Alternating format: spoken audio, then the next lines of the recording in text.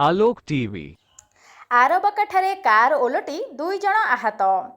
कंधमाल जिला टिकाबाली निकटस्थ आरबकाठारे राउरकेलाठारू भंजनगर अभिमुखे गोटे परिवार 4 सदस्य एक कार रे जाउथिले। कारटी द्रुतगति रे आसुथिबा जोगु भारसाम्य हराई टिकाबाली निकटस्थ आरबाका मुख्य रास्ता रे ओलटी पड़ी जाइथिला। मृत्यु मुख्यरू समस्ते अल्पके बंची जाइथिबा बेले 2 जण आहत होइछंती। स्थानीय लोक आसी कार यात्री को उद्धार करथिबा बेले संपूर्ण नष्ट होइथिबा कारटी को ट्रैक्टर साहाय्य टाणी रास्ता मझिरू हटाइथिबा देखिबाकू मिलिछि।